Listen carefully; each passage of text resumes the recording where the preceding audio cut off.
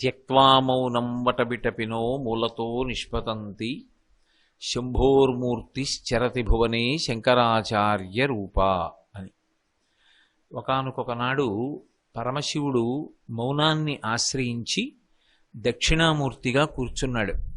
మౌనవ్యాఖ్యా ప్రకటిత పరబ్రహ్మతత్వం యువానం వర్షిష్టాంతే వసదృషిగణైరావృతం బ్రహ్మనిష్టై ఆచార్యేంద్రం కరకలిత చిన్ముద్రమానందరూపం స్వాత్మారామం ముదితవదనం దక్షిణామూర్తిమీడే అని. ఆయన అలా మౌనవ్యాఖ్య చేస్తే అందరూ దాన్ని పట్టుకోలేకపోయారు. ఎవరో సనక సనందనాది మహర్షులకు అది అందింది. అందుకే ఆయన శంకర భగవత్పాదులుగా అవతార స్వీకారం చేసి సన్యాసాశ్రమాన్ని స్వీకరించినట్లయితే బ్రహ్మచారిగానో గృహస్థుగానో ఒకచోట ఉన్నట్టుగా ఉండవలసిన అవసరం లేకుండా యావత్ భారతాన్ని కూడా పాదచారి అయి తిరిగి ధర్మప్రచారం చెయ్యవచ్చు అనేటటువంటి ఉద్దేశ్యంతో దానికి సానుకూలత కల్పించేటటువంటి సన్యాసాశ్రమాన్ని బాల్యమునందే స్వీకరించి భారతదేశం అంతటా కూడా పాదచారి అయి పర్యటించి అవైదికమైనటువంటి అనేక వాదనలను ఖండించి వేద ప్రమాణాన్ని నిలబెట్టి సనాతన ధర్మాన్ని పోషించినటువంటి మహాపురుషులు. అటువంటి శంకరాచార్యుల వారు లేకపోతే, అంటే దాని ఉద్దేశ్యం ఆయన యొక్క అవతారం వచ్చి ఉండకపోతే ఇవాళ మనం చేసుకున్నటువంటి అనేకమైనటువంటి పండగలు, చేసుకుంటున్నటువంటి నైమిత్తిక తిథులు ఉండేవా అంటే కొంచెం అనుమానమే. ఇవాళ చేసుకుంటున్నటువంటి కృష్ణాష్టమి కానీ, లేకపోతే శ్రీరామనవమి కానీ, మహాశివరాత్రి కానీ, ఇటువంటి పండగలు చేసుకోవడానికి, ఇటువంటి ఉత్సవాలు చేసుకోవడానికి, భగవంతుణ్ణి ఆరాధించడానికి కావలసినటువంటి నిర్దిష్టమైనటువంటి విధి విధానములు అందరికీ తెలిసి ఉండేవా అంటే అది నిష్పక్షపాతంగా మాట్లాడేటటువంటి పెద్దలు ప్రశ్నార్థకంగానే భావిస్తారు. అంత గొప్పగా ఈ దేశంలో ఉండేటటువంటి ప్రజలందరికీ కూడా ఆధ్యాత్మిక సంపదని అందించి భగవంతుణ్ణి చేరుకోవడానికి కావలసినటువంటి మార్గాన్ని ప్రచోదనం చేసి తీర్చిదిద్దినటువంటి మహాపురుషులు శంకర భగవత్పాదులు. అందుకే శంకర భగవత్పాదులు స్పృశించినటువంటి విషయం కానీ, వారు అందించినటువంటి విషయం కానీ అసలు లేదు. వారు ప్రస్థానత్రయమైనటువంటి బ్రహ్మసూత్రాలు, భగవద్గీత, ఉపనిషత్తులు, వీటికి భాష్యాలు ఇచ్చారు. తెల్లవారి నిద్ర లేవగానే చదువుకోవలసినటువంటి ప్రాతస్మరామి మొదలైనటువంటి స్తోత్రములను ఇచ్చారు. అలాగే మనకి శివానందలహరినిచ్చారు. ఒకానొకనాడు కైలాస పర్వతం మీదకి వెళ్ళి పార్వతీ పరమేశ్వరుల యొక్క దర్శనం చేసుకుని నంది విద్య అని పిలువబడేటటువంటి అమ్మవారికి సంబంధించినటువంటి విద్యలతో కూడుకున్నటువంటిది, పరమరహస్యమైనటువంటిది సౌందర్యలహరిని ఈ భూమి మీదకి తీసుకొచ్చి మనకందరికీ కూడా అందించారు. పరమశివుని యొక్క అనుగ్రహంగా 5 శివలింగాల్ని ఆయన చేతితో పొంది శంకర భగవత్పాదులు ఈ భూమి మీదకి తీసుకొచ్చి 5 చోట్ల వాటిని ఏర్పాటు చేశారు. ఆ శివలింగాలే ఇప్పటికీ దక్షిణ దేశంలో పీఠాలలో, శృంగగిరి పీఠంలో, కంచి కామకోటి పీఠంలో ఆరాధింపబడుతున్నాయి. అంతటి మహాప్రజ్ఞావంతులు శంకర భగవత్పాదులు. వారు శరీరంతో ఉన్నది కేవలం 32 సంవత్సరములు. 32 సంవత్సరముల వయస్సు వచ్చే పర్యంతం మాత్రమే శరీరంతో ఉన్నటువంటి శంకరాచార్యుల వారు సాధించినటువంటి విజయముల యొక్క పరంపర చూస్తే అసలు ఇది సామాన్యులకు సాధ్యమయ్యేటటువంటి విషయమేనా అని అనుమానం వస్తుంది. ద్వాపర యుగంలో కృష్ణ పరమాత్మ ఒక ప్రతిజ్ఞ చేశాడు. ఎప్పుడెప్పుడు లోకంలో అధర్మం ప్రబలుతుందో అప్పుడప్పుడు నేను అవతార స్వీకారం చేసి అధర్మం యొక్క పీచమణిచి మళ్ళీ ధర్మాన్ని పునః స్థాపిస్తాను అని. కానీ కలియుగం దగ్గరికి వచ్చేటప్పటికి ఒక సమస్య వచ్చింది. ఎందుచేత అంటే ద్వాపరయుగం తర్వాత కలియుగం. ద్వాపరయుగం వరకు రాక్షసులకి వేరు వేరు ఉపాధులున్నాయి. కానీ కలియుగం దగ్గరికి వచ్చేటప్పటికి రాక్షసులకు ఉపాధి లేదు. ఉపాధి అంటే శరీరం. రాక్షసులు ఎక్కడ ఉంటారు అంటే మనుష్యుల యొక్క మనస్సులోనే ఉంటారు. వాళ్ళు మనసులో ఉండి అవకాశం వచ్చినప్పుడు దుర్గుణములను రెచ్చగొట్టి మనుష్యుల చేతనే రాక్షస కృత్యములు చేయిస్తూ ఉంటారు. అధర్మం ఎక్కడ ప్రబలుతుంది అంటే ప్రత్యేకంగా దానికి రాక్షసులు వచ్చి చెయ్యవలసిన అవసరం ఉండదు. మనుష్యుల యొక్క మనసులలోని తిష్టవేసినటువంటి రాక్షసుల యొక్క ప్రచోదనం చేత ప్రేరేపింపబడినటువంటి బుద్ధులు కలిగినటువంటి మనుష్యులు చేసేటటువంటి అకృత్యములే రాక్షస కృత్యములుగా పరిగణింపబడతాయి. మరి ఇప్పుడు ఎలా రాక్షస సంహారం చేయడం? రాక్షసుల్ని సంహరించాలి అంటే మనుష్యుల మనస్సులు ఉంటారు కాబట్టి ఎంతమంది మనుష్యుల యొక్క మనస్సులలో చెడ్డ గుణములు ఉన్నాయో అంతమందిని సంహరించుకుంటూ వెళ్ళడం ఎలా సాధ్యం అవుతుంది? కలియుగంలో ఎంతవరకు వీలైతే అంతవరకు మనుష్యుల్ని పాపకర్మల వైపుకి కలిపురుషుడు ప్రేరేపిస్తూ ఉంటాడు. అలా ప్రేరేపించేటటువంటి లక్షణం కలిగినటువంటి కలియుగంలో ఎంతమందిని తెగటారుస్తూ వెళ్ళడం సాధ్యం అవుతుంది ధర్మ సంస్థాపనకి? ఒకవేళ ఒక ప్రత్యేకమైనటువంటి కాలంలో ఈ భూమి మీద ఉన్నటువంటి మనుష్యులలో రాక్షస బుద్ధి కలిగిన వారు వీరు అని గుర్తుపట్టి ఎంతో మందిని సంహరించినప్పటికీ తరువాతి కాలంలో వచ్చేటటువంటి వారు కూడా కలిపురుషుని యొక్క ప్రకోపం చేత అదే విధమైనటువంటి బుద్ధి ప్రచోదనాన్ని పొంది ఉంటారు. అప్పుడు పుట్టే వాళ్లలో ఎంతమందిని చంపుకుంటూ వెడతారు? అందుకే కృతయుగంలో, త్రేతాయుగంలో, ద్వాపర యుగంలో చేసినట్లుగా రాక్షస సంహారం చేయడం కలియుగంలో సాధ్యం కాదు. ఉపాధిని తొలగించడం కుదరదు. ఎంతమందిని చంపుతారు? కుదరదు. కనుక బోధ ద్వారా మనుష్యుల మనస్సులలో ఉండేటటువంటి రాక్షసులను తరిమి కొట్టి మనిషిగా బ్రతకడానికి కావలసినటువంటి స్థితిని అందించాలి. అలా అందించడం కోసమని మహాపురుషులైనటువంటి శంకర భగవత్పాదులు అవతారంగా ఈ భూమి మీదకి వచ్చారు. నమ కపర్దినీచ వ్యుక్తకేశాయ చ అంటుంది రుద్రం. పెద్ద జటాజూటం కలిగినటువంటి పరమశివుడే బోడిగుండుతో ఉన్నటువంటి సన్యాసాశ్రమ స్వీకారం చేసి ధర్మ ప్రతిష్టాపన చేయడం కోసం వచ్చినటువంటి ఆచార్య పురుషుల యొక్క రూపమై శంకర భగవత్పాదులుగా ఈ భూమండలం మీద తిరుగాడాడు. శంకరాచార్యుల వారు పార్వతీ పరమేశ్వరుల యొక్క సమాగమ స్వరూపం. ఆయన విష్ణువు చేసినటువంటి ప్రతిజ్ఞని కలియుగంలో ఆయన నెరవేర్చారు ధర్మ సంస్థాపన ద్వారా. అంటే శివకేశవుల మధ్య భేదముండదు అని శంకరాచార్యుల వారి యొక్క అవతారం నిరూపణం చేసింది. అలాగే పార్వతీ పరమేశ్వరుల యొక్క సమాగమ స్వరూపమే శంకరులు. ఎందుచేత అంటే మనకి ధర్మము అంటే కదలిక, శక్తి అంటే కదలిక. శక్తి అన్న మాట ఎక్కడ వాడినా కదలిక అని గుర్తు. కదలిక లేకుండా ఉండిపోయాడు అనుకోండి, శక్తిహీనుడైపోయాడు అంటారు. శక్తిహీనుడై కదలిక లేకుండా ఉండిపోవడం కాదు, శక్తియుతుడై ఆ శక్తిని ధర్మానుష్ఠానం కోసం వెచ్చించాలి. ధర్మము నిరంతరము కదలికలతో ఉంటుంది. ధర్మము కదలిక లేకుండా అనుష్ఠించడం సాధ్యం కాదు. ఏదో నేను పుత్రధర్మాన్ని నెరవేర్చాలనుకోండి, కొడుకుగా ప్రవర్తించాలి, నా నడవడి దానికి ప్రమాణమై ఉంటుంది. అంటే కదలికలు ప్రమాణం. ఈ కదలికలన్నీ అమ్మవారు కదిలి కదిలి కదిలి కదిలి కదిలి అంటే ధర్మానుష్ఠానాన్ని చేసి చేసి చేసి చేసి ఆ ధర్మానుష్ఠానము చేత ప్రీతి చెందినటువంటి భగవంతుని యొక్క అనుగ్రహము వలన చిత్తశుద్ధిని పొంది, చిత్తశుద్ధి వలన పాత్రతను పొంది, పాత్రత వలన జ్ఞానమును పొంది, జ్ఞానము వలన ఇక కదలికలైనటువంటి పరబ్రహ్మాన్ని అనుభవిస్తూ తాను పరబ్రహ్మస్వరూపుడుగా మిగిలిపోతాడు. శరీరంతో ఉన్నప్పటికీ కూడా ఇక కదలవలసినటువంటి అవసరం లేకుండా కదలికలు లేని స్థితికి చేరిపోయిన వాణ్ణి శివుడైనాడు అంటారు. శివుడవడానికి ఏది కావాలి అంటే శక్తి సహాయం కావాలి. అమ్మవారి అనుగ్రహంతో ధర్మాన్ని అనుష్ఠానం చెయ్యాలి. అందుకే ధర్మిణి, ధర్మవర్ధిని అని పేరు ఆవిడికి. ఆమెయే ధర్మస్వరూపం. ఆమెయే ధర్మానుష్ఠానం చెయ్యాలి అనేటటువంటి ఉత్సాహాన్ని పెంపొందింపచేస్తుంది. ఆమెయే ధర్మస్వరూపిణి అయి ఉంటుంది. ధర్మాన్ని ప్రబోధం చేస్తుంది. ఇన్ని గుణముల యొక్క రాశీభూతమైనటువంటి ఆ తల్లి కదలికలకు సంకేతం.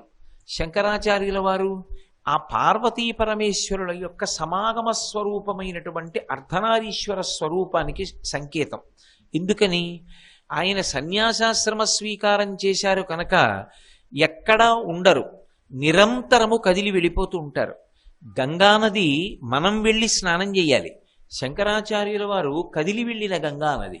ఆయనే అన్ని చోట్లకి వెళ్ళి జ్ఞానప్రబోధం చేశారు.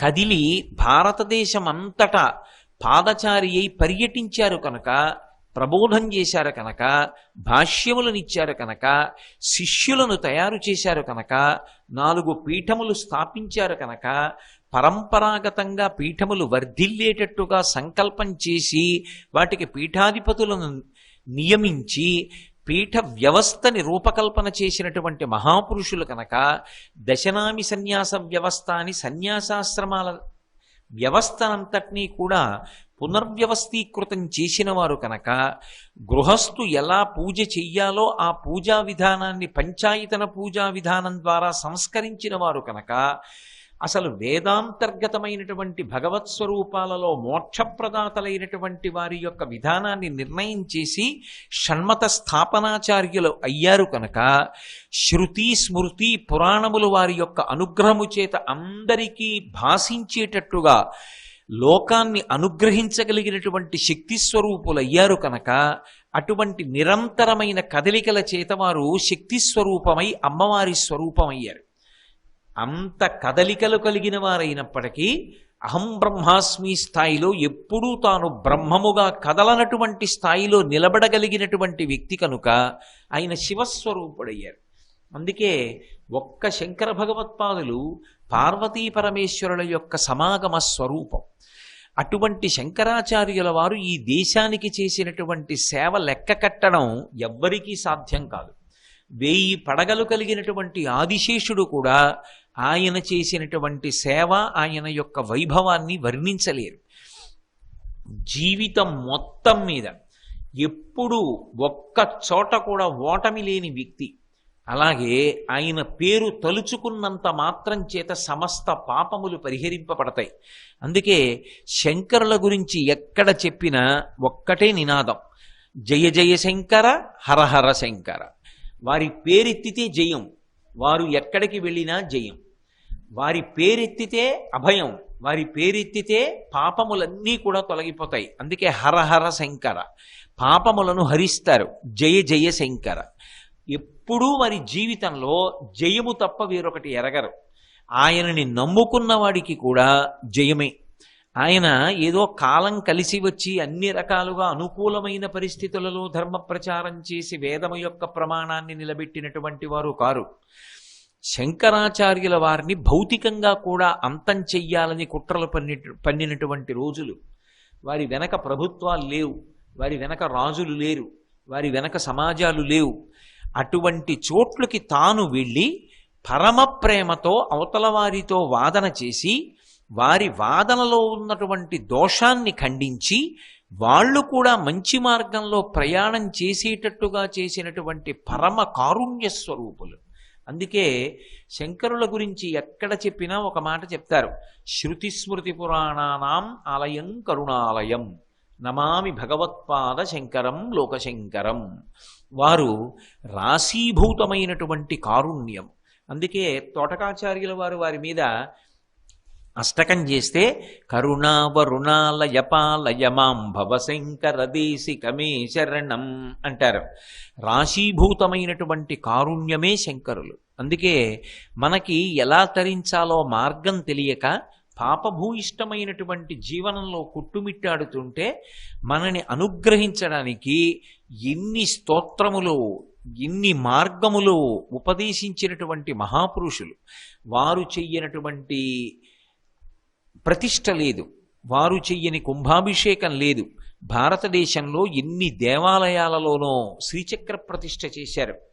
అలాగే ఎన్నో దేవాలయాలలో మన యొక్క అనుష్ఠాన బలం తగ్గిపోయి దేవతామూర్తులలో ఉండేటటువంటి తేజస్సు మనం తట్టుకోలేనటువంటి పరిస్థితి ఏర్పడితే ప్రజలలో ఉన్నటువంటి ధర్మానుష్ఠాన శక్తిని లెక్క కట్టి వారు ఆ దేవతామూర్తుల ముందు నిలబడవలసి వస్తే ఎక్కువగా ఉన్నటువంటి శక్తి ఎంత ఉన్నదో లెక్క కట్టి దాన్ని ఆ మూర్తిలోంచి తీసి అది నిష్కారణంగా నిరుపయోగం అయిపోకుండా మళ్ళీ జనుల యొక్క ఉద్ధరణ కొరకే ఆ శక్తిని యంత్రముల యందు ప్రవేశపెట్టినటువంటి పరమాద్భుతమైనటువంటి కార్యక్రమ రూపకల్పనకి శిల్పి శంకర భగవత్పాదులు.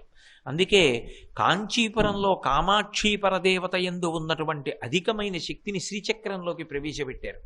అక్కడ ఉండే శ్రీచక్రం అంత ఆశ్చర్యకరంగా ఉంటుంది. అటువంటి తల్లి ఆ కామాక్షి పరదేవతలో ఉన్నటువంటి శక్తిని పృథివీ సంబంధంగా, అది కాంచీపురం పృథివీ క్షేత్రం కనుక ఆ క్షేత్రంలో అమ్మవారి యొక్క శక్తిని శ్రీచక్రంలోకి ప్రతిష్ఠ చేశారు. జంబుకేశ్వరం అప్పు క్షేత్రం, అంటే జలక్షేత్రం. అందుకే అక్కడ అమ్మవారైనటువంటి అఖిలాండేశ్వరి తల్లిలోంచి తీసినటువంటి అధికమైనటువంటి శక్తి ఏది ఉన్నదో ఆ శక్తిని నీటి యందు శ్రీచక్రం వేయడం కుదరదు కనుక అవి రత్నతాటంకములలోకి ప్రవేశపెట్టి మళ్ళీ అమ్మవారి యొక్క తాటంకములలోకే ఉంచి వాటిని అమ్మవారికి అలంకరించి కావేరీ నది ఎప్పుడూ ఎండిపోకుండా చక్కగా సుసంపన్నంగా అది ప్రవహించేటట్టు, దాని వలన దక్షిణ దేశంలో ఉండేటటువంటి వారందరికీ దాహార్తి తీరి పంటలు పండి సుఖంగా ఉండేటట్టు అనుగ్రహించినటువంటి మహాపురుషులు. శంకర భగవత్పాదులు సాధించినటువంటి విజయం లేదు. అంత గొప్పవారైనటువంటి శంకరాచార్యుల వారు అనేకమైనటువంటి స్తోత్రములను ఇచ్చారు. వారు చేసినటువంటి స్తోత్రములలో పరదేవతని ఉద్దేశించి చేసినటువంటి స్తోత్రములు పరమాద్భుతమైనటువంటివి. వారు ప్రతి దేవతా స్వరూపం మీద చేశారు. ఎందుకంటే వారికి ఒక దేవతనే ఆరాధించాలి, వేరొక దేవతని ఆరాధించకూడదు అనేటటువంటి సంకుచితమైనటువంటి భావన లేదు. అన్నీ ఆ పరబ్రహ్మస్వరూపమే అని అద్వైత భావన యందు ఓలలాడిన వారు కనుక వారు మీనాక్షీదేవి మీద చేశారు, శారదా భుజంగం చేశారు, సుబ్రహ్మణ్య భుజంగం చేశారు, గణేశ భుజంగం చేశారు, శ్రీ మహావిష్ణువు మీద స్తోత్రాలు చేశారు. అసలు వారి జీవిత ప్రారంభమే శ్రీ మహాలక్ష్మి మీద స్తోత్రమైన కనకధారా స్తవంతో ప్రారంభం. విష్ణు సహస్రనామ స్తోత్రానికి భాష్యం ఇచ్చారు. పరమశివుడి మీద ఎన్నో స్తోత్రాలు చేశారు.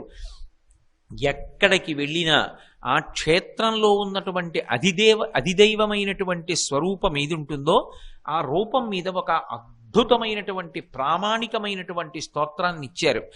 అంతటి పరమ కారుణికులు సాక్షాత్ పరమశివావతారమైనటువంటి శంకరాచార్యుల వారు పరదేవత మీద ఇచ్చినటువంటి పరమోత్కృష్టమైన స్తోత్రాలలో ఒకటి నవరత్నమాలిక.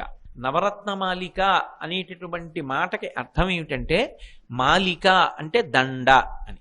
దండ ఎక్కడ వేసుకుంటాం? మెడలో వేసుకుంటాం. మెడలో వేసుకున్నప్పుడు అది పుష్పమాలిక అనుకోండి, ఎవరైనా వేసుకోవచ్చు. అది ఏదో ఒక ముత్యాల మాల అనుకోండి, ఎవరైనా వేసుకోవచ్చు. కానీ అది నవరత్నములతో కూడుకున్నది అనుకోండి, అందరూ అన్ని వేళలా వేసుకోవడం సాధ్యం కాదు. ఎందుచేత అంటే మణి, మంత్రము, ఔషధము ఈ మూడు ఒకరికి నప్పినది వేరొకరికి నప్పదు. అదే శమంతకోపాఖ్యానం. మనకి వినాయక చవితి నాడు చదువుకునేటటువంటి శమంతకోపాఖ్యానంలో మణిని చేత్తో పట్టుకున్నందుకు ఎన్ని ఇబ్బందులు పడ్డారో చిట్ట చివరికి అంతః బహిశౌచములు కలిగినటువంటి అక్రూరుడు తప్ప ఆ శమంతకమణిని ఎవ్వరూ దగ్గర ఉంచుకోలేకపోయారు. అన్ని మణులు అందరూ ధరించడం సాధ్యం కాదు. పైగా ఒకానొక ప్రత్యేకమైనటువంటి కాలంలో ఒక గ్రహం జాతకంలో బలీయమైనటువంటి స్థానంలో ఉన్న, బలహీనమైన స్థానంలో ఉన్న ఒక రకమైనటువంటి రత్నాన్ని ధరించాలి. అదే ఆ గ్రహం మారి వేరొక గ్రహం బలహీనంగా ఉన్నప్పుడు తత్సంబంధమైనటువంటి రత్నాన్ని ధరించాలి తప్ప వేరొకటి సాధ్యం కాదు. అటువంటప్పుడు 9 రత్నములతో కూడినటువంటి మాల అన్ని వేళలా మెడలో వేసుకోవడం సాధ్యపడుతుందా అంటే చెప్పడం కష్టసాధ్యం.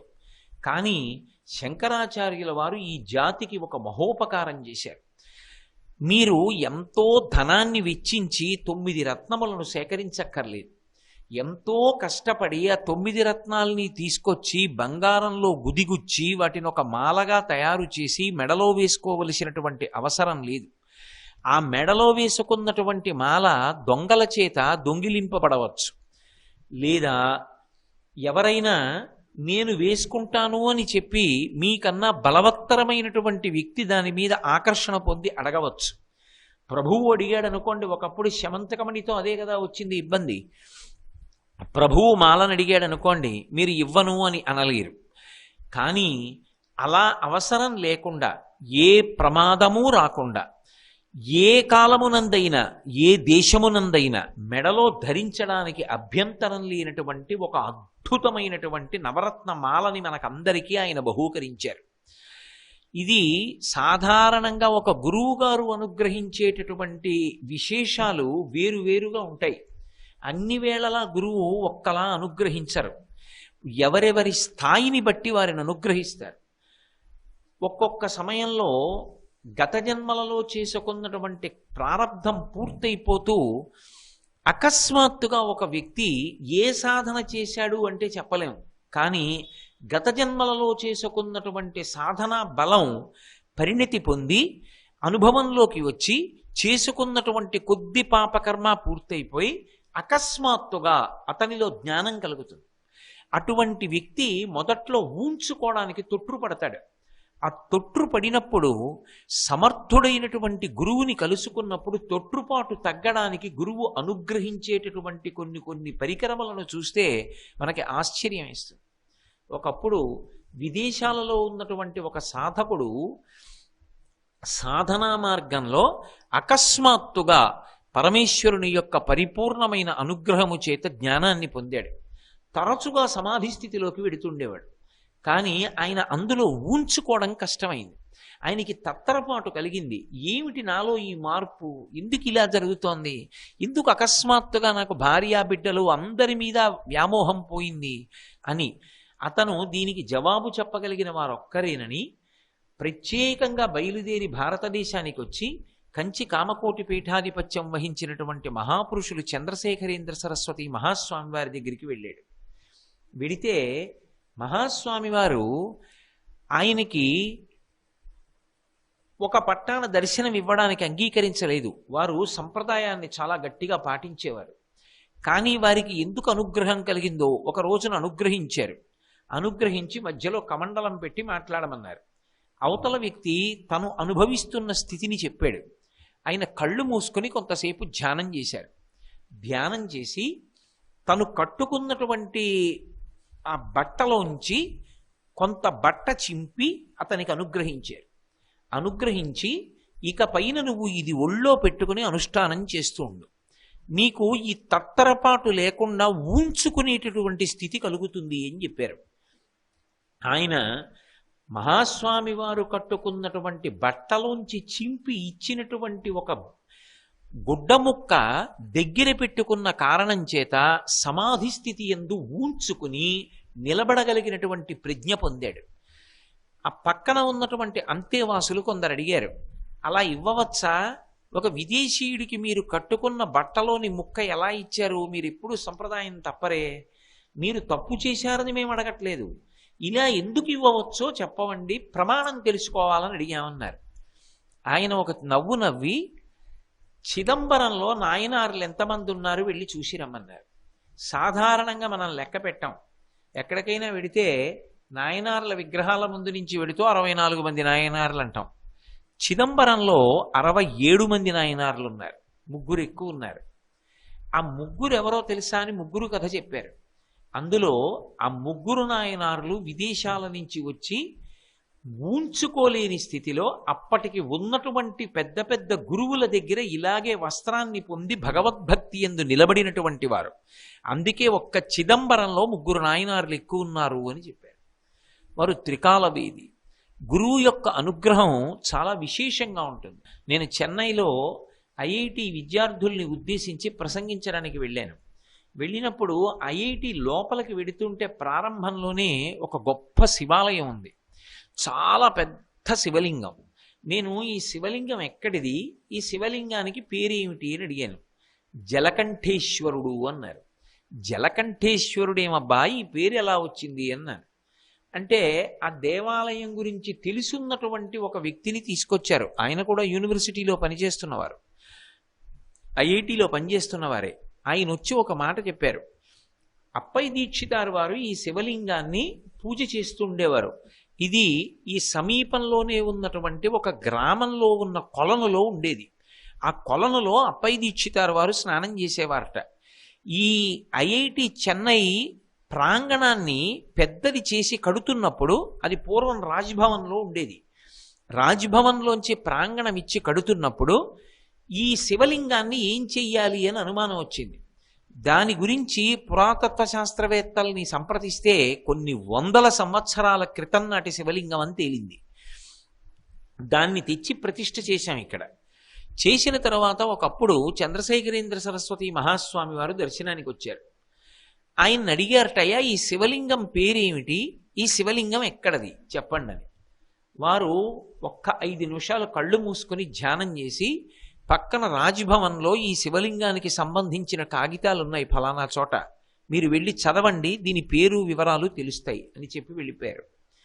వారు రాజ్భవన్లో ఎక్కడ ఆ కాగితాలు ఉన్నాయని చెప్పారో అక్కడికి వెళ్ళి ఆ కాగితాలు తీశారు.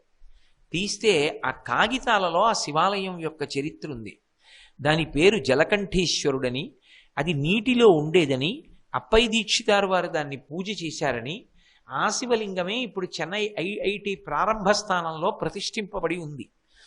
అంటే త్రికాలవేది అయినటువంటి గురువు శిష్యుణ్ణి ఎలా అనుగ్రహించాలి, ఎవరికి ఏది ఇవ్వాలి తెలుసు. సాధారణంగా గురువు అనుష్ఠానం చెయ్యమని జపమాల బహూకరిస్తూ ఉంటారు.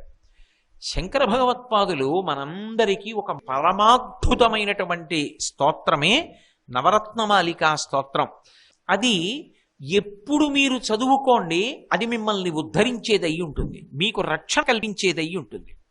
శ్రీ ఉమామహేశ్వర పరబ్రహ్మార్పణమస్తు. స్వస్తి.